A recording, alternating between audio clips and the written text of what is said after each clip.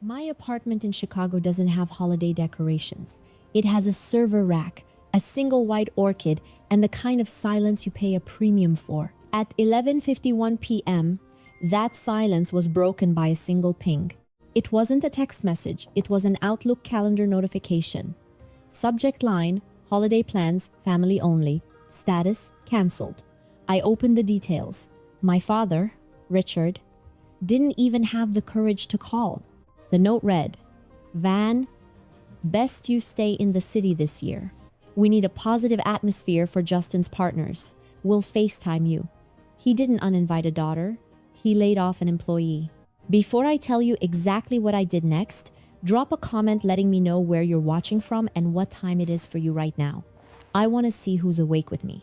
Most women would have called their mother. They would have screamed, cried, or begged for an explanation. But I haven't been most women since my second tour in the desert. The military teaches you that emotion is a liability in the field. When you take fire, you don't ask why the enemy hates you. You assess the trajectory, calculate the distance, and you return fire. I set my coffee mug down on the glass coaster. Precision. No shaking hands. My father wanted a positive atmosphere. He wanted the image of a perfect, successful family without the messy, scarred daughter who actually paid for it.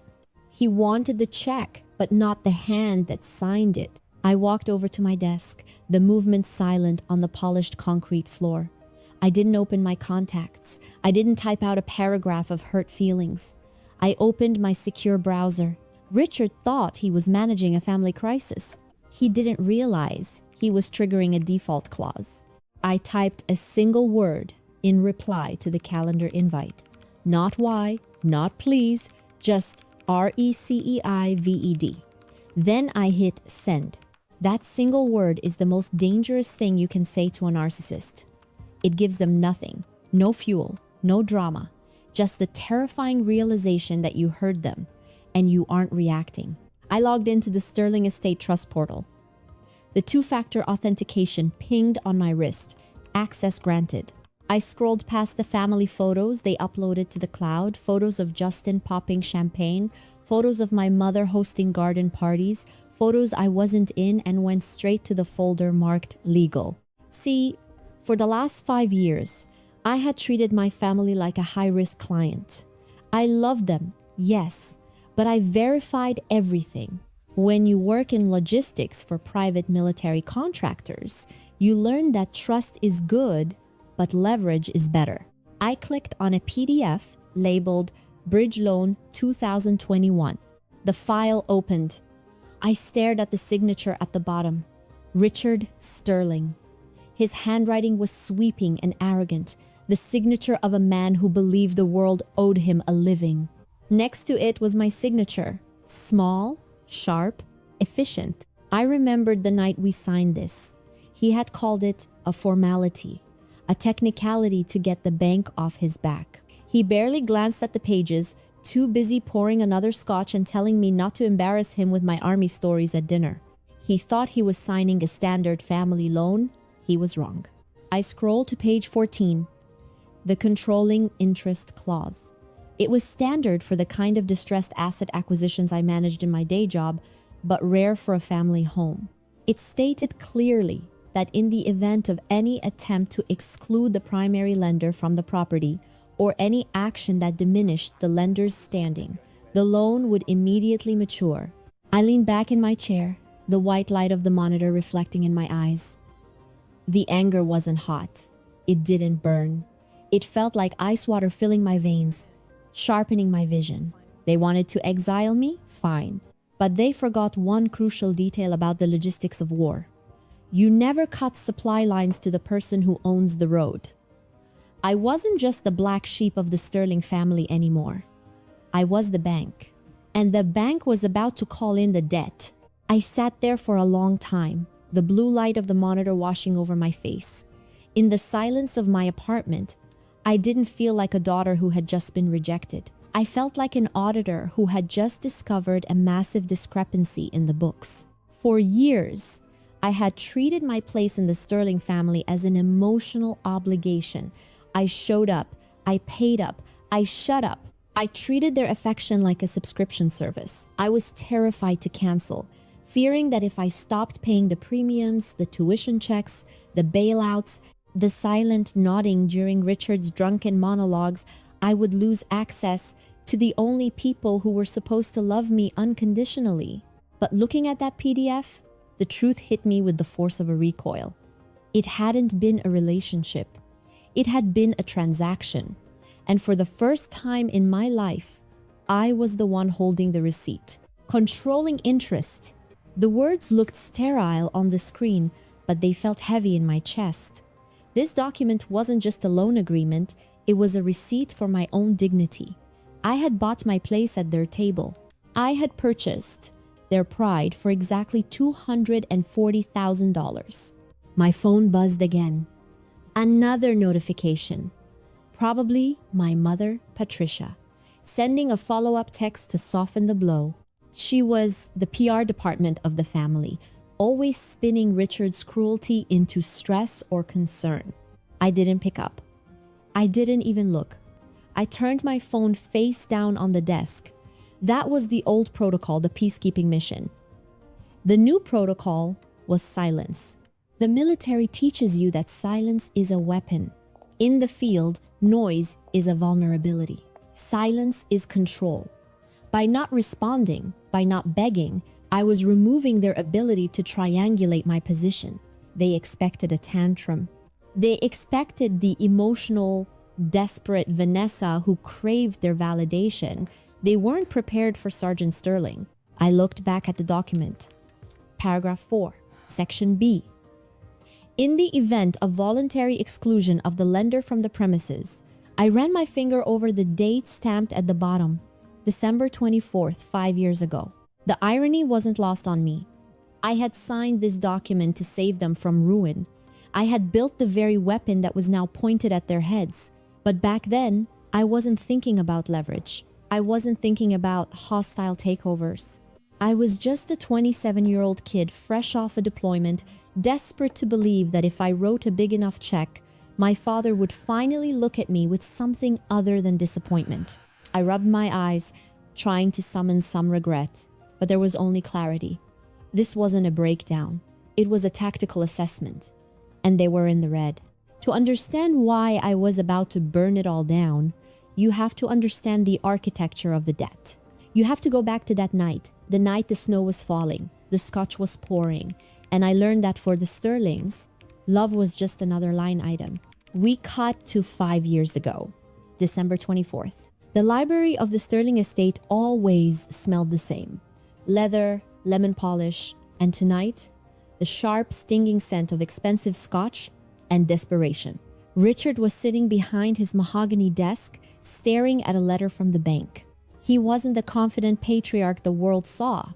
He was sweating. His eyes were bloodshot. The entrepreneurial genius had leveraged the estate to fund a tech startup that had just evaporated, taking the family's liquidity with it.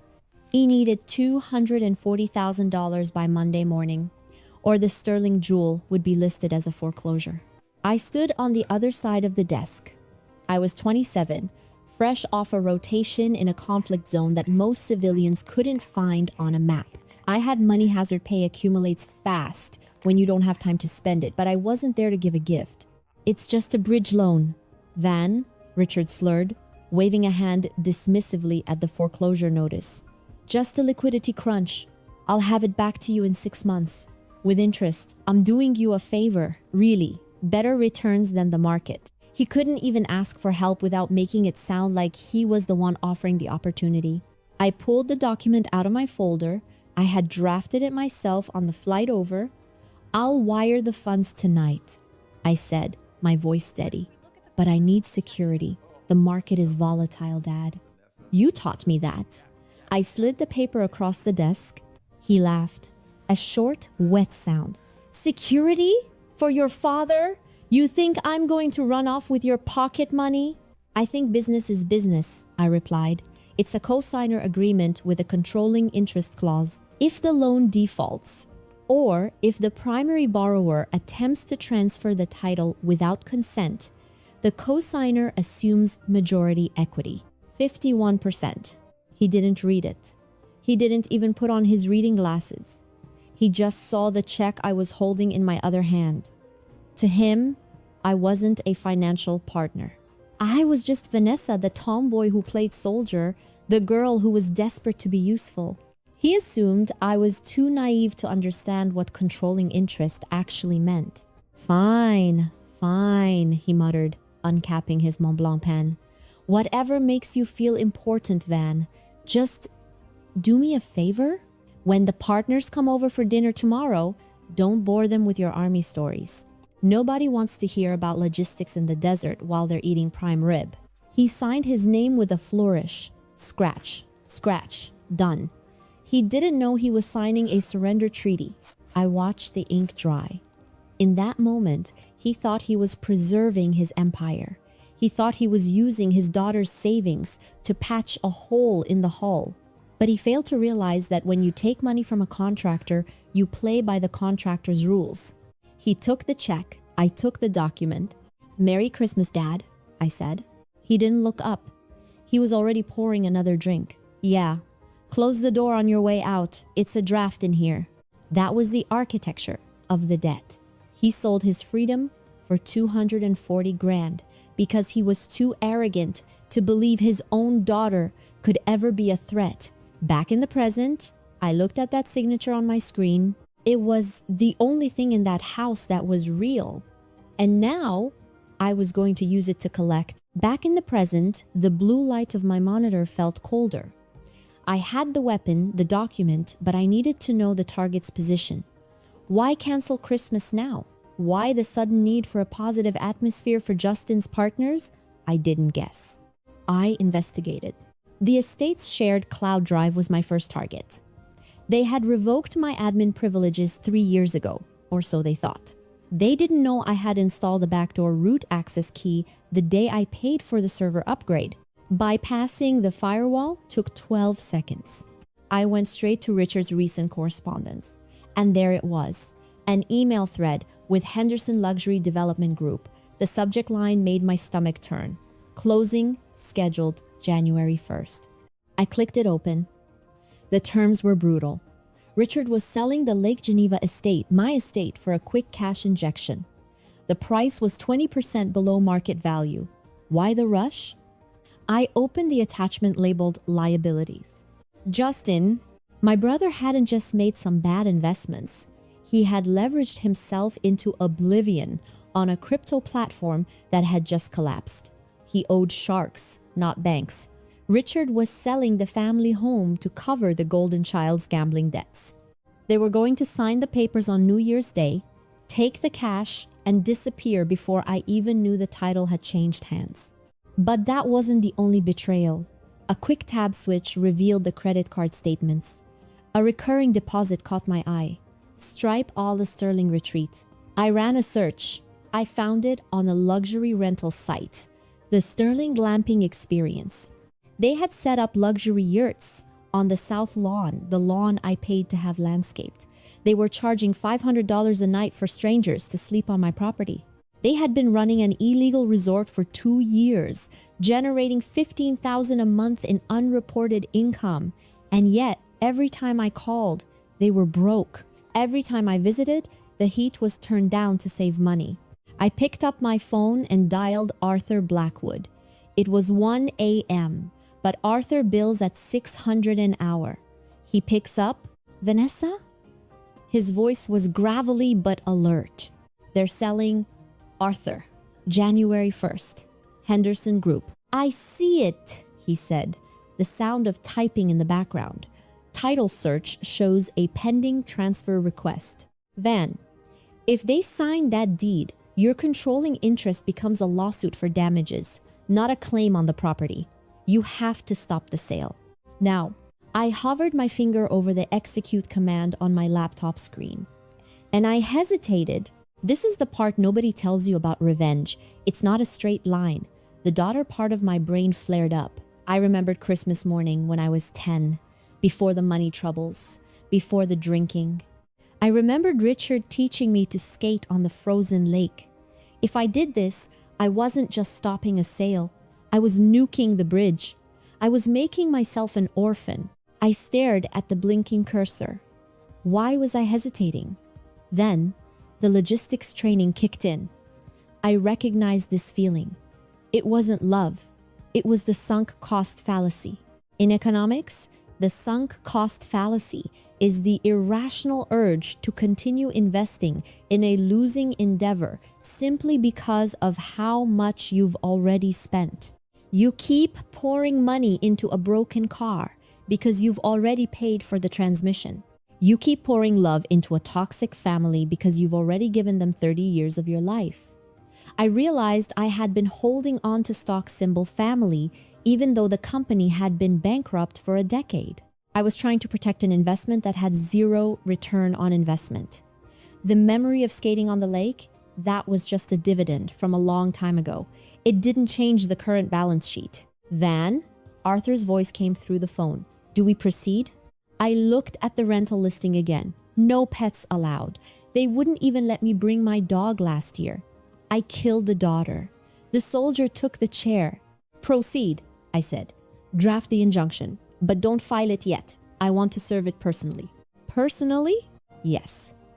They want a family gathering for the closing. I'm going to give them one. I had given the order to draft the injunction, but the soldier in me needed visual confirmation. In the military, you don't call in an airstrike based on a hunch. You call it in based on coordinates. I opened a new window on my laptop. Sterling Smart Home, admin panel. I had installed the security system myself 4 years ago. High-definition cameras, motion sensors, remote locking mechanisms. They thought it was for their safety. In reality, it was my way of keeping watch over the asset. I clicked on Camera 04, second floor east, my bedroom.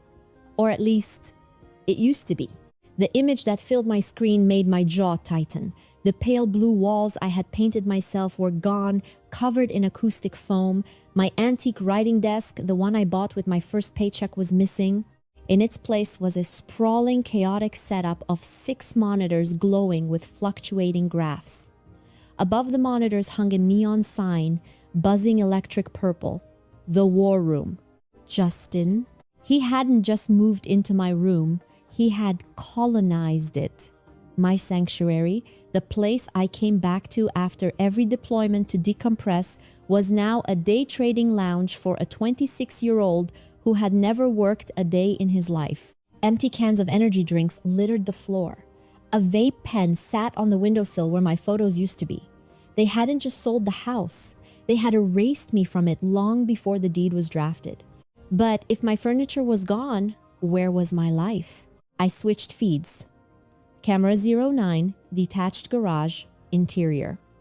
The garage was a damp, uninsulated structure we used for storage. It flooded every spring. I panned the camera to the back corner, near the leaky pipe that Richard always promised to fix. There it was. A single, soggy cardboard box. Written on the side, in black marker, in my mother's handwriting. Van's junk.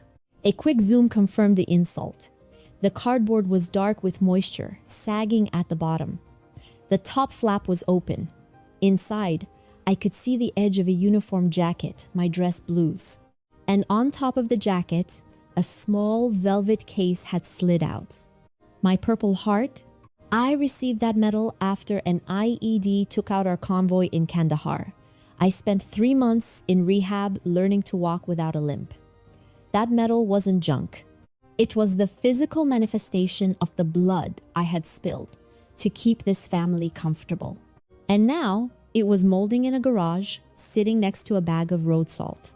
That was the moment the hesitation died. I didn't feel sad. I didn't feel betrayed. I felt a cold, mechanical click in my chest. It was the safety coming off. I looked at the neon sign in Justin's room, the War Room. He thought he knew what a war room looked like. He thought trading crypto on his father's dime made him a strategist. I closed the laptop. They wanted a war. I would bring them a war. But unlike Justin, I wouldn't be playing with imaginary currency. I would be playing with their reality. I picked up my phone and texted Arthur. Change of plans. Don't just stop the sale. Prepare the eviction notice. Effective immediately. I stood up and walked to my closet. I pushed past the civilian clothes, the silk blouses, the blazers. I reached for the back, pulling out a black trench coat and a pair of boots I hadn't worn since discharge. I wasn't going to Lake Geneva as a daughter. I was going as the landlord. And inspection day was going to be brutal. January 1st, the day of the sale.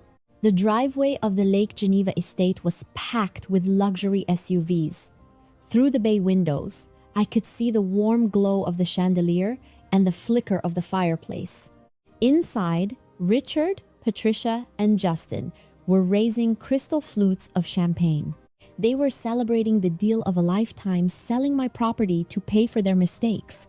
I sat in the back of a black sedan at the end of the drive. Next to me was Arthur Blackwood. Behind us was a private security detail I had hired for asset protection. They changed the gate code this morning, Arthur noted, checking his tablet.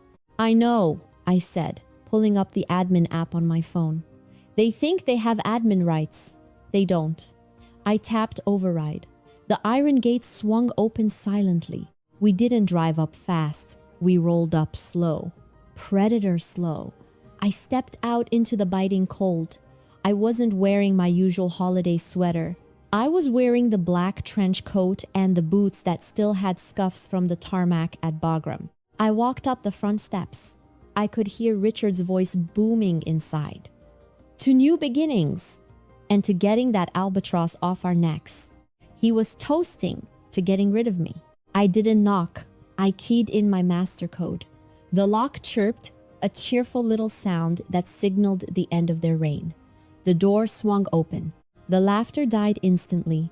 Richard froze, his glass halfway to his mouth. Patricia gasped, clutching her pearls like a cliché from a bad movie. Justin looked like a deer caught in high beams, terrified and guilty, and standing next to them was Mr. Henderson, the developer, looking confused. Vanessa? Richard sputtered, his face flushing a deep, angry red. What the hell is this? We said family only. We are in the middle of a private meeting. I didn't look at him. I walked past him, straight to the 60-inch smart TV mounted above the fireplace, the one I bought them for Christmas 2 years ago. Actually, I said, my voice calm, you're in the middle of a fraud investigation. I pulled out my phone and cast a document to the screen. The deed of trust appeared in 4K resolution. The words 60% equity and controlling interest seemed to vibrate in the room. Mr. Henderson, I said, turning to the developer. My name is Vanessa Sterling. I am the majority stakeholder in this estate, and I have not authorized a sale. Henderson looked at the screen, then at Richard. Dick, you told me you were the sole owner. It's a technicality, Richard shouted, stepping forward. She just co-signed a loan years ago. It means nothing. Get out, Vanessa. You are trespassing. Trespassing? I laughed. It was a cold, sharp sound. You can't trespass in a house you own, Richard. I turned to face him. This was it. The moment I had rehearsed in my head 1,000 times. But I didn't raise my voice. I didn't waste a single tear. I let the silence stretch until the room felt small. For 5 years, I said, my voice dropping to a register that commanded absolute attention, you have taken my money. You have taken my silence. You accepted the checks I wrote from war zones, but you hated the hand that signed them because it reminded you that you couldn't save yourself. I looked at my mother, who was weeping silently. I looked at Justin, who wouldn't meet my eyes. I was the ghost at your feast, I continued. You wanted the resources, but you didn't want the reminder. You wanted the soldier's money, but you didn't want the soldier. Well, Dad, the ghost is now the landlord. I turned back to Henderson. The property is not for sale. The title is frozen. If you proceed, my lawyer, Mr. Blackwood, will file an injunction before you reach your car. Henderson didn't hesitate. He set his champagne glass down on the table hard. I don't do business with liars. Richard." He walked out. The front door clicked shut. Richard looked around the room. The buyer was gone. The money was gone. The illusion was gone. He slumped onto the sofa, suddenly looking very old and very small. "You ruined us," he whispered.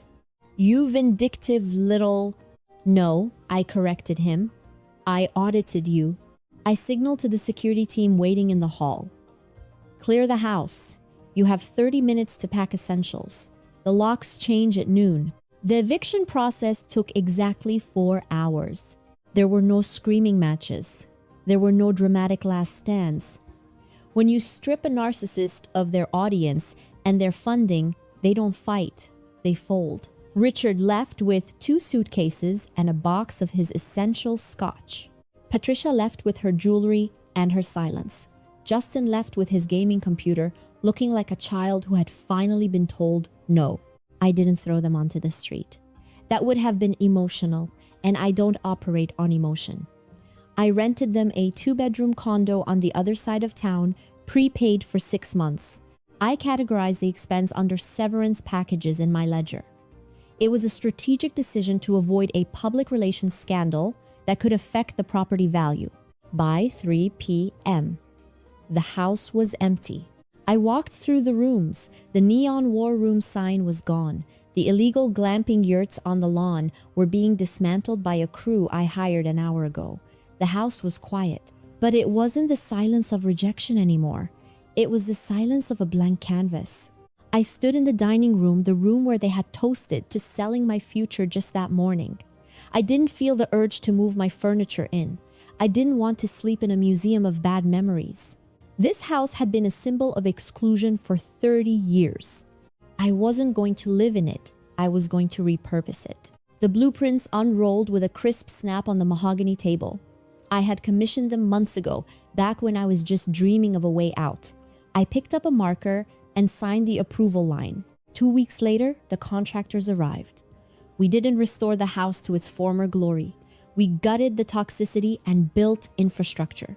The war room became a logistics training center. The illegal rental yurts were replaced with meditation gardens. The master suite became a counseling wing, and the sign at the front gate changed. We took down the Sterling estate. In its place, we hung a plaque made of brushed steel, the Sterling Reintegration Center. I decided to turn the site of my family's betrayal into a sanctuary for female veterans women transitioning from the battlefield to the boardroom. Women who, like me, had served their country only to come home and feel like they didn't belong. I reclaimed the name. Sterling wouldn't stand for Richard's failed ego anymore. It would stand for resilience. It would stand for the women who paid the price. I stood on the dock as the winter sun began to set over Lake Geneva. The wind was biting, but for the first time in my life, I didn't feel the cold. I looked back at the house, my asset, my project, my victory. I didn't visit Richard and Patricia in their condo. They don't call me. They know that the bank is closed.